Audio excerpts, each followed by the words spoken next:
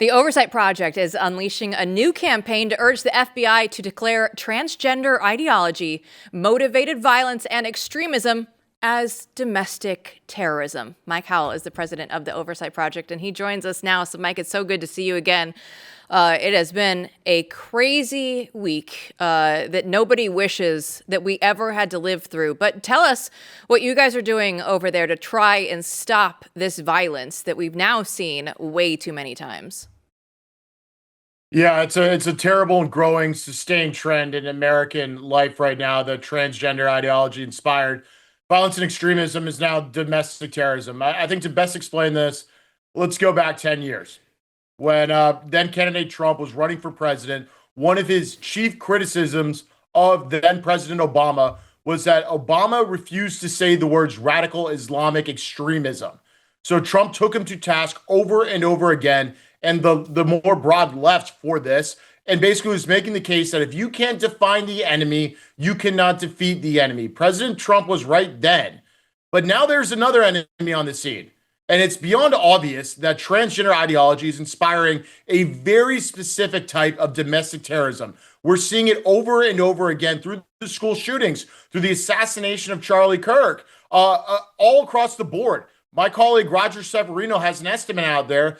50% of school mass shootings over the last 10 years have come from transgender ideologically motivated individuals. These are people who believe that if you do not affirm their gender identity or whatever their delusions are, that you are harming them physically, that it is a violent event. Therefore, in their minds, their illogical and mentally ill minds, they can justify their own violence against others. That is a specific form of domestic terrorism that we're seeing emerge. And it is time for the government to diagnose this. And when they do it and they name it correctly and deploy the resources that come along with that designation, we can begin to map, to detect, to disrupt, and to dismantle this growing domestic terror threat. But up until then, if we keep the politically correct blinders on, like Director Kash Patel has on right now, then we're going to keep seeing this stuff happen. We've been calling on this for years. And I'm willing to say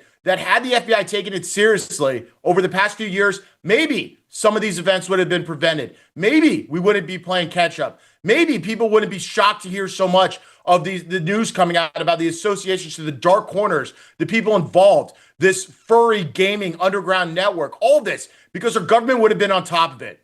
So they better get on top of it.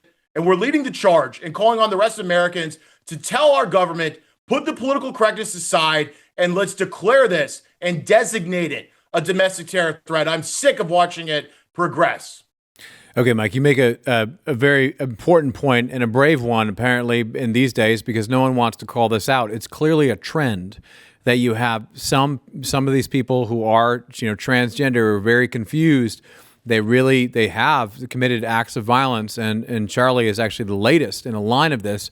And you're right, if you can't name the enemy, you can't see it. But I want to give the FBI director his due and show you what he said the other day about this when he was trying to name what's going on. Let's roll that clip.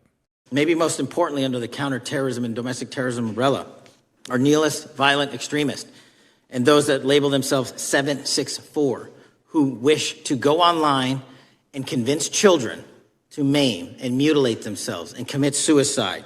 And we are producing record numbers of arrests under that umbrella organization. We even stopped an individual in the 764 network who wanted to conspire to kill an adolescent girl. He is now in custody. So Mike Howell, respond to that. So this is the definition that he's putting out. Talk about that a little bit and why you think it falls short.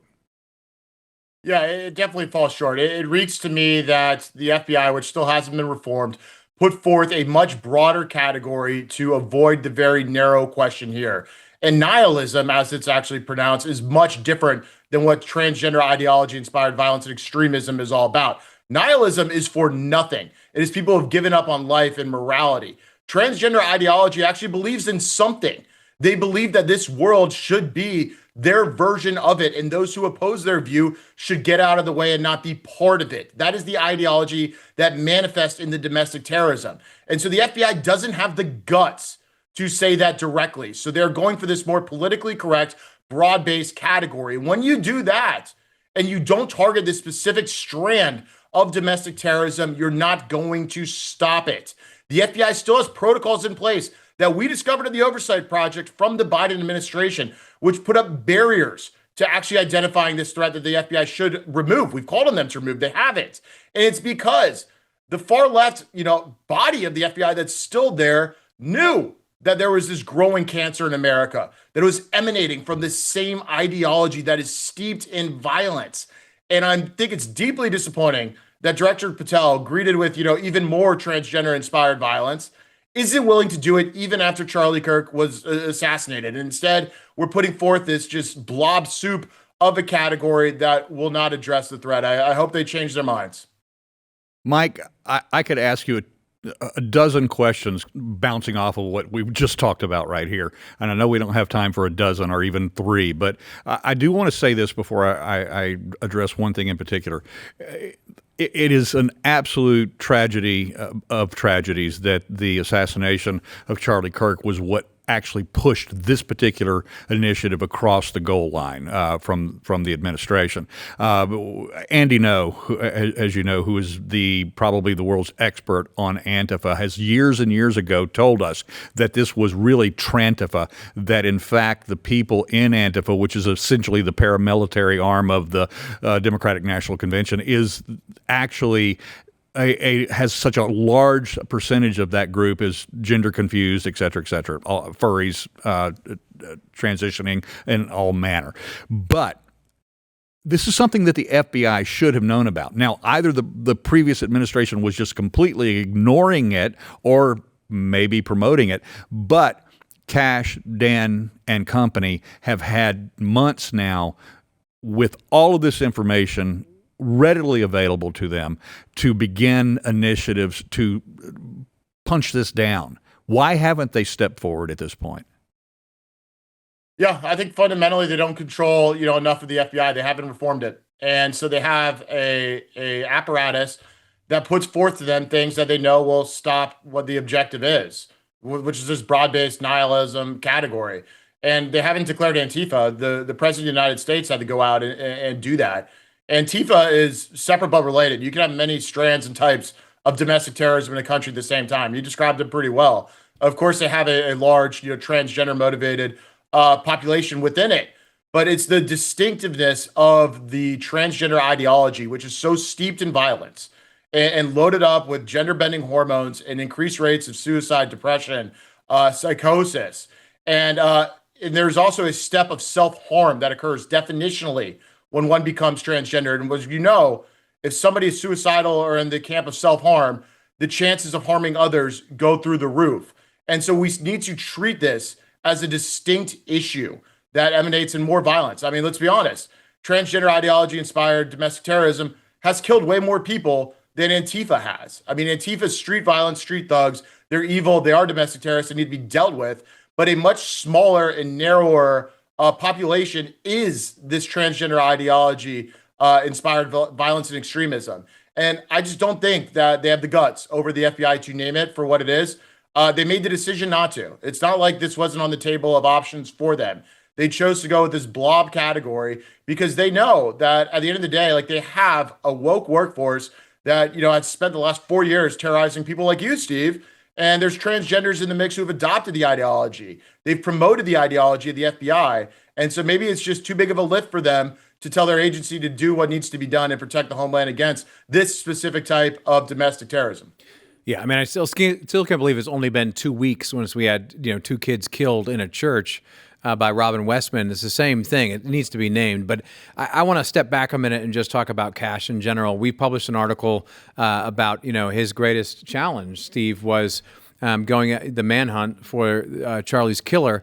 And there's been a number of things that have gone on in the past few months where there are people questioning Cash Patel and his leadership at the FBI.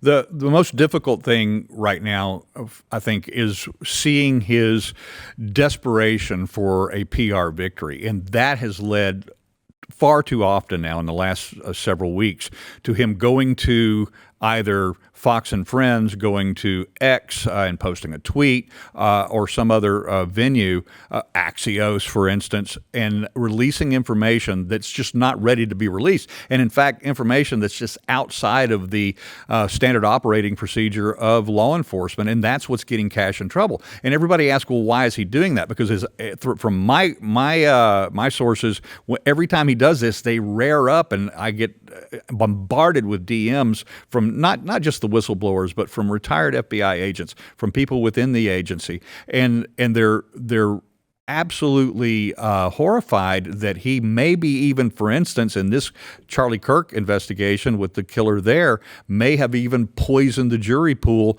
by releasing the DNA information that they discovered. So the question is why does he do this? And my answer is just pretty simple. I mean, Kash Patel is not a cop. I mean, he wears a badge and he pulls his tight T-shirt, with his jeans and shows his badge hanging on his belt there, but he's not a cop. So he doesn't really know the standard operating procedures of how the Bureau and how law enforcement in general works. Look, I want Kash Patel to succeed. I've always wanted him to succeed. But there are really troubling questions at this point about his leadership at the FBI. And, we owe it to ourselves and the MAGA Maha movement to ask those questions. Well, Mike, we're running out of time, but I understand, people are out there going like, what can I do? How can I help? How can I get involved? Oversight Project has a petition right now. Tell everybody what they can go do to help.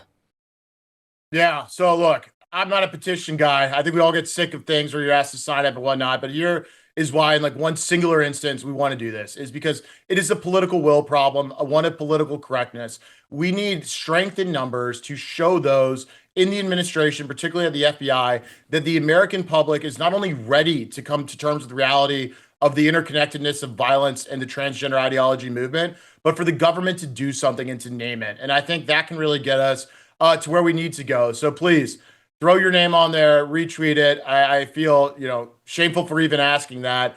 But at the end of the day, I think public opinion, strong and, very out there, is the only thing that changes the course of some missteps that have happened along the way. So we're trying to pull that card right now. We're coming out with a mock designation that the FBI can literally hit print and put in their systems and have it done tonight, along with everything that you'll need to kind of explain this and justify it. It's a very, unfortunately, easy thing to explain. It is domestic terrorism. Yeah, go follow them on X at @itsyourgov. Very easy. We'll all repost it as well. Mike, thanks for the time. Thanks for having me.